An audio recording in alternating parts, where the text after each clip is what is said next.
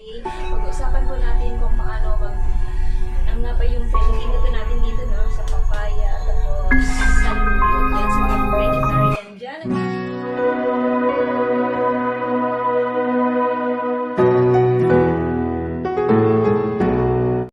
So, yan guys. Hello guys. Magandang umaga ito.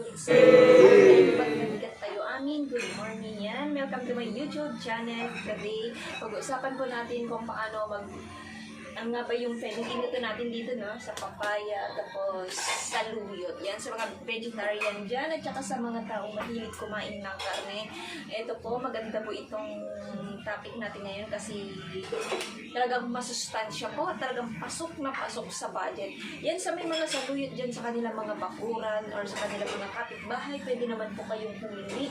At ito po, yan, karamihan talaga na ito sa mga probinsya or marami rin naman siguro dyan sa mga lugar-lugar ninyo, di ba, kung nagtatanim kayo. Kaya sa mga wala pang tanim dyan, ako guys, ngayon palang magtanim na kayo. So, ito guys, yung saluyot natin, saluyot. Ito naman guys, yung papaya, babalatan na natin, no? So, ito, kapin muna tayo.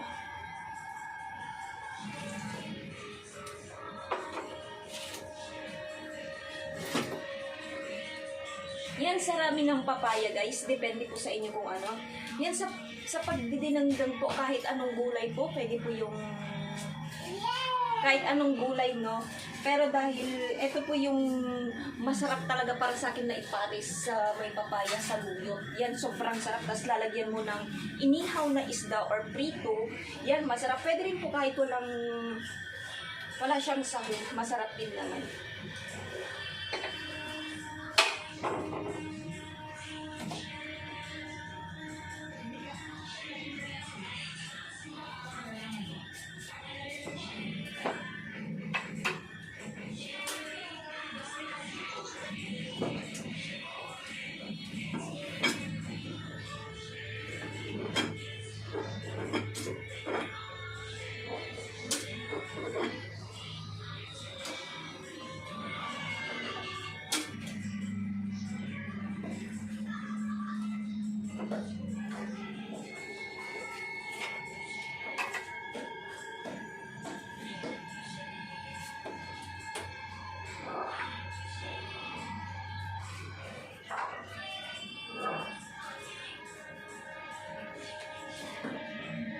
Yan, itong papaya guys, masarap din siya igata.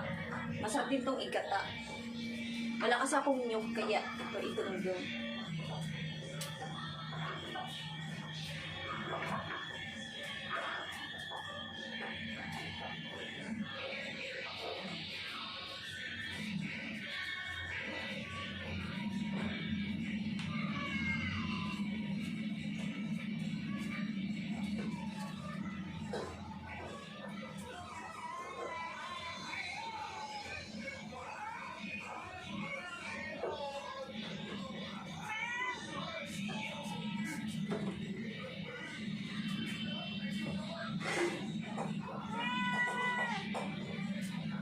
Nako, alam naman nating lahat.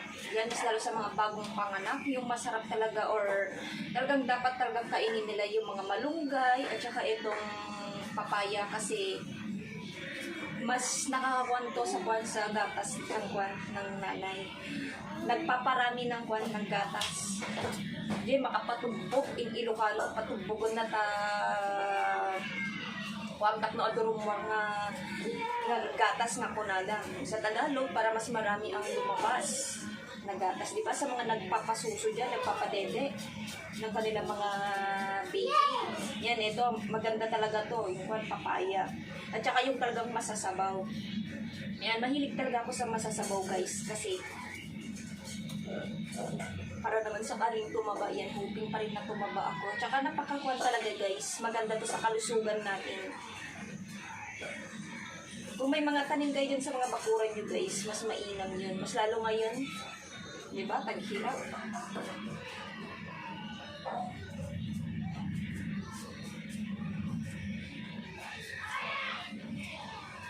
Yan, sa pagdidinengdeng guys, pare-parehas lang naman ng step ng pagluluto kahit anong gulay. Di Diba? Pero yung mga dahon-dahon, yung mga bilis maluto, yun yung talagang ipahuli nito. Pero eto guys, babalatan muna natin at ipapakita ko sa inyo talaga.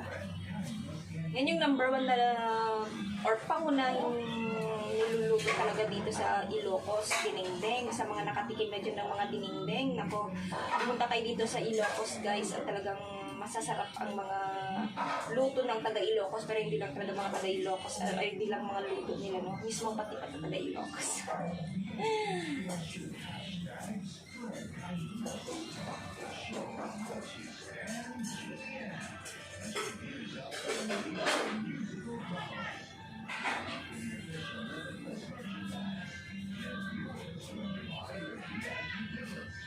Yan, kailangan mo talagang alisin yung mga ganito-ganito niya.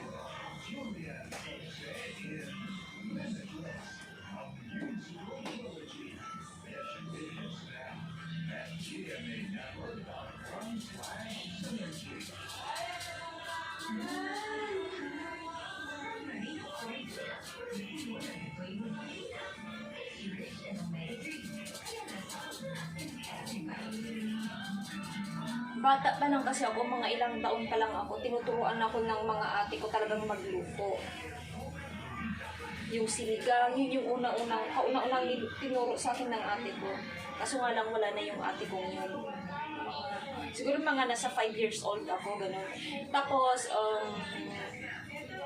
yung next naman, paano ko natuto magluto, pinapanood ko lang yung ginagawa ng mga tatay, ganun kung paano sila magluto. Yan, mas mainam kasi mas mabilis kang matuto kapag pinapanood mo lang, di ba? Para sa akin ganun, mas mabilis ako matutunan kapag pinapanood ko lang. Pero yung mga salita-salita, hindi.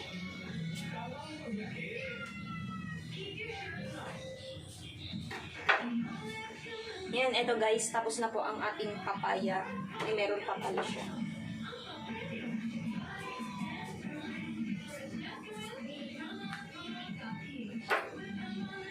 Yan, ito naman, babalatan ko kasi may panggagamitan ako naman.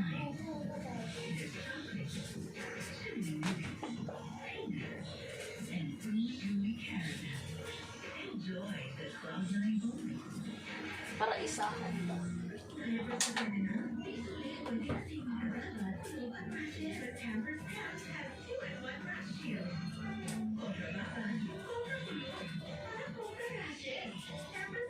Yan, itong saluyot, pwede mo rin siyang lagyan ng sitaw o kaya ay sitaw na may rabong.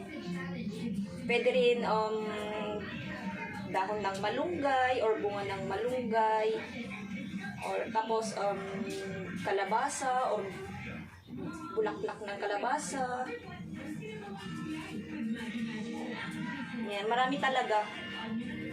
Lahat pwede mo rin ipagsama-sama lahat. Depende sa gusto mo at kung meron kang mga gulay na gano'n. Siguro kung may mga gano'n ako, siguro talagang ihalo ko lahat. Pero talagang masarap din to guys. As in, hindi ka magsisisi yung ano na yun, papaya tapos saluyot. Kasi masarap talaga yan, yung talagang inihaw. Naku, na bangus. Kaso nga lang, yun.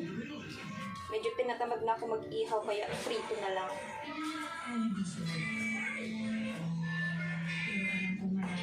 Ala, may joy-joy! Yan, ito kasi guys, mamaya gagawin ko siyang lumpianada.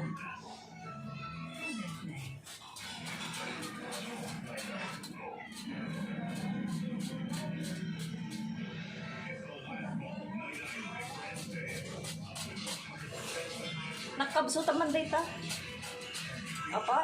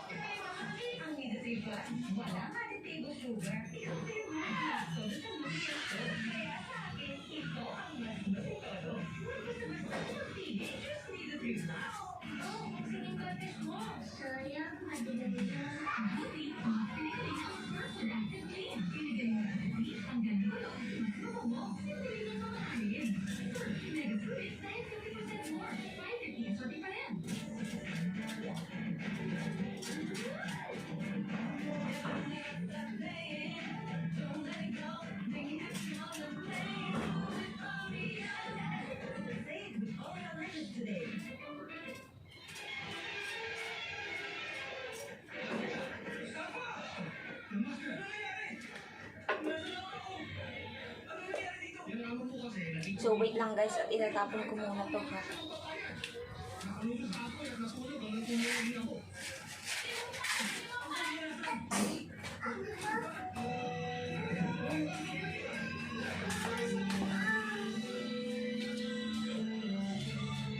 Ang mo dyan, baby ko.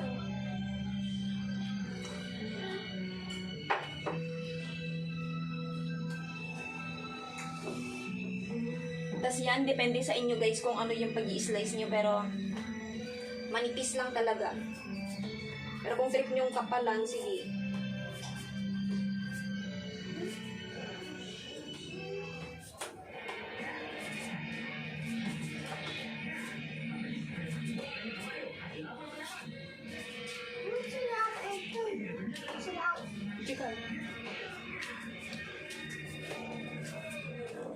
Nasusup anak ah.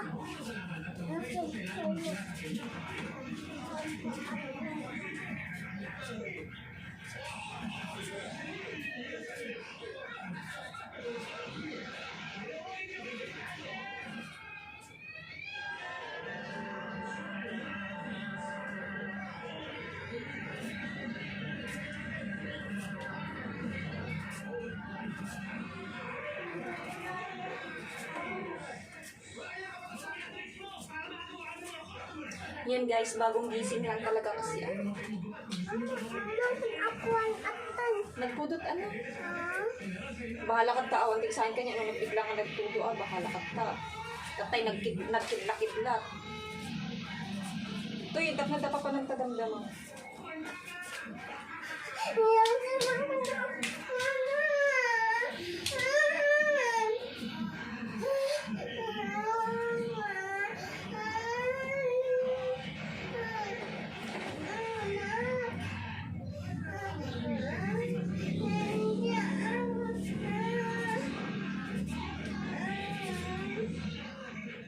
Kain ka. Ikan ka dyan.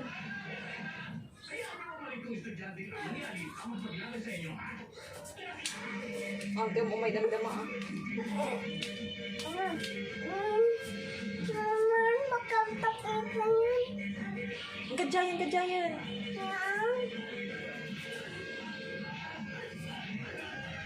Yan, makulit talaga guys. Ang kajiwaran. Ang kajiwaran. Ang kagsugsulit to yun.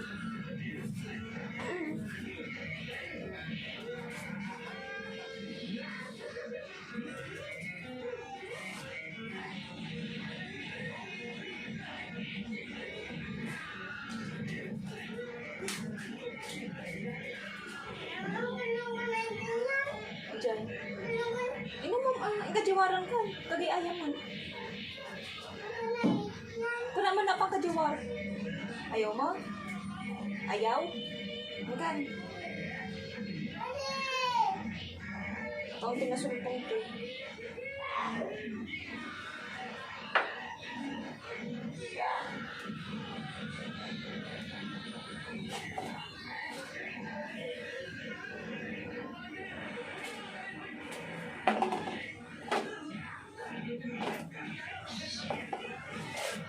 Not a world what could be right. Yan, hugasan na natin yan. Ito guys.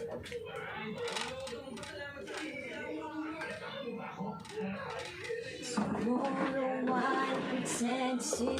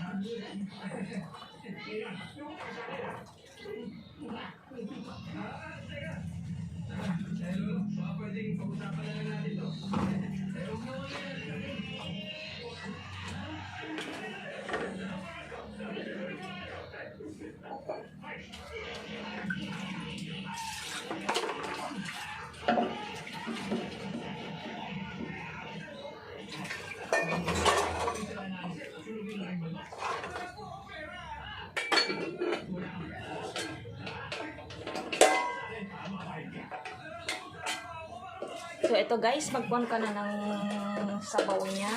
Yan, naaayon sa gusto mo. Kung gusto mo lang masyadong masabaw, sige, lagyan mo lang.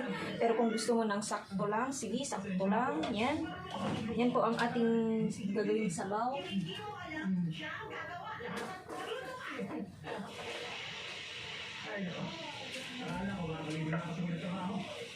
Yan, tapos luya, inuulit ko. Kapag ako ang nagkukuhan talaga sa luya, hindi talaga ako mahilig magkuhan.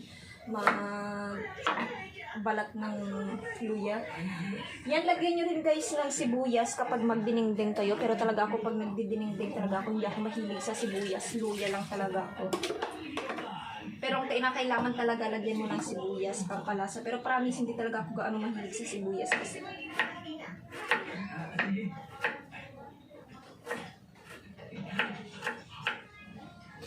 Yan.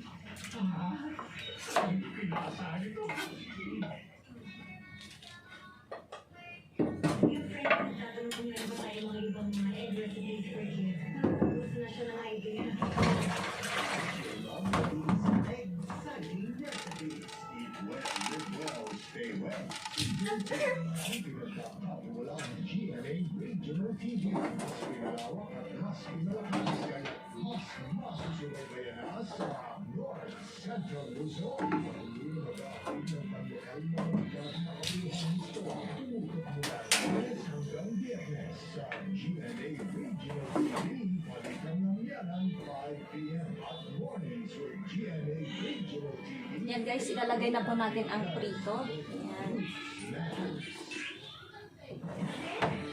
Para talagang malasa siya.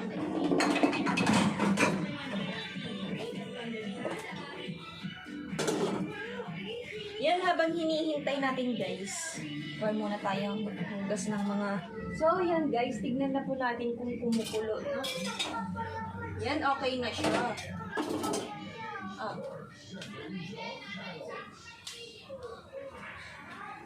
Yan, lalagyan natin siya ng fish sauce or yung bagoong.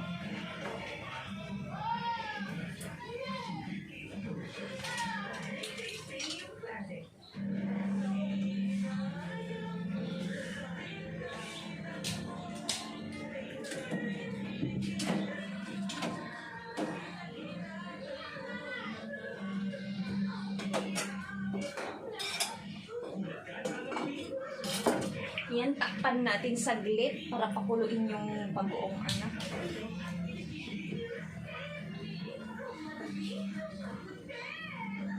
Yan, saglit lang. Mga ilang segundo lang. Yan, coffee ulit.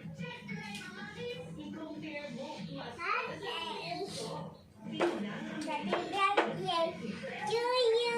Happy birthday. So, yan, mga ilang segundo, tignan ulit natin. Yan, kumukulo na guys. Yan, tignan nyo. Yan, kumukulo na siya. So, ilalagay na po natin yung ating gulay, yung papaya at yung saluyot. Ang saluyot po at saka yung papaya, isabay po natin kasi ito pong saluyot, dapat po natin talaga siyang iluto. Hindi po siya katulad ng dahon ng ampalaya or dahon ng malunggay na hindi dapat pwedeng ma-overcook. Pero itong saluyot guys, dapat talagang maluto siya ng maayos.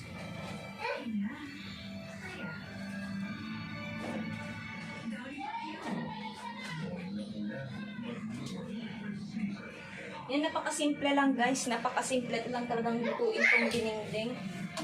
Simple at talagang affordable na affordable talaga guys. Yung iba halos hindi na talaga gagasto kasi yung iba talagang may tanim ng mga gulay dyan. Yung kailangan lang nilang piliin is yung mga bagoong. Pero yung iba may gumagawa naman na bagoong, di ba? Mga homemade bagoong. So yan guys, okay na siya. Saka po natin ulit takpan. Yan, okay na di ba? So, balikan ulit natin mamaya guys. Habang gagawa muna, ay magkukon muna tayo. Tignan na po natin kung okay na po yung papaya, no? Kung malambot na.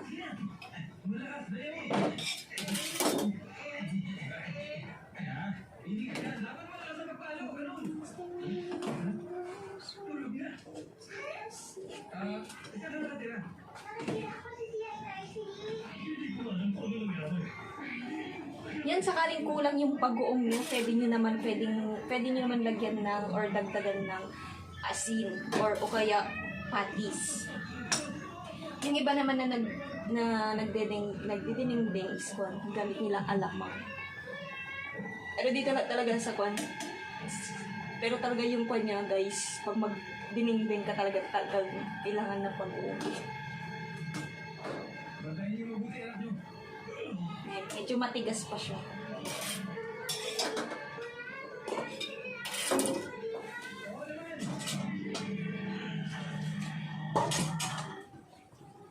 Long as the rivers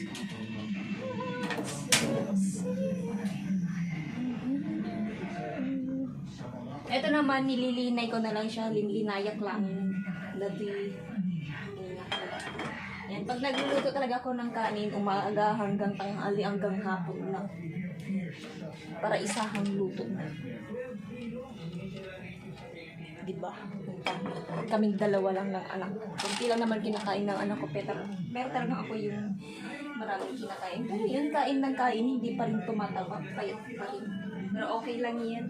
Dahil sa porket kumain ka para lang tumaba, para lang naman mabuhay ka, diba? Para rin mabuhay ka at saka may lakas. So yan, balikan ulit natin mamaya mga kapatid na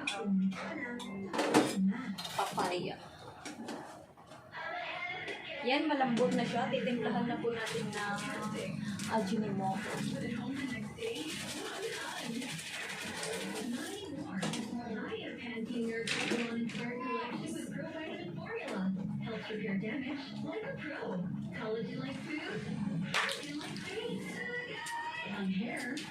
Yan, dagdagan ko konti ng asin.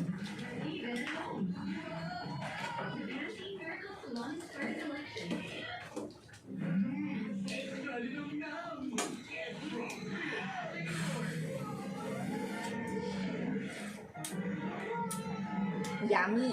Yan. Guys, salamat po at sa susunod na naman po ng ating lulutuin. Maraming salamat sa mga nanood. Thanks for watching.